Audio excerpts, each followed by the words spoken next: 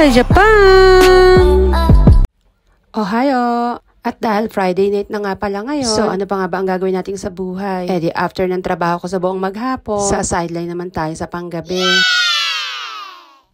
At kahit anong pagmamadali ko, naiwanan pa rin ako ng tren na sasakyan ko. Oh my God!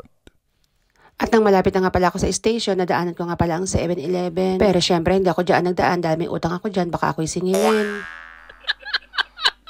At nilagpasan ko nga siya, dito nga pala ako nagpunta sa Family Mart.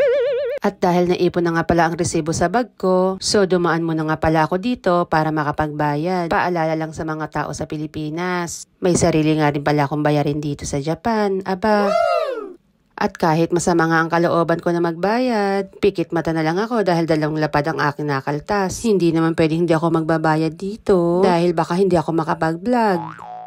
At nang makalabas nga pala ako ng Family Mart, so konti-konting lakad lang para naman makaakyat. At nang makaakyat na nga pala ako, so ayan pupunta nga pala ako sa bilihan ng ticket para naman makasakay ako ng train. At syempre nagready na nga rin pala ako ng barya para makabili ako ng ticket. Niready ko nga pala ang 160 yen. At dahil medyo balahura nga pala ako, hindi ko kasi makita yung Pasmo card ko. Kaya tiis-tiis muna ako sa mga coins ang ginagamit ko. At pumili na nga pala ako ng ticket na pang single. Dahil nagtatanong yung machine ko ano ba yung bibilin ko kung may kasama ka o wala.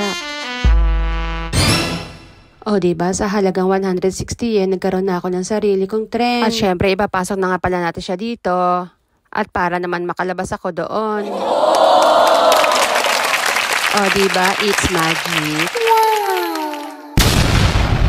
At pagkatapos ko nga palang umakyat, so ayan, bumaba naman ulit ako.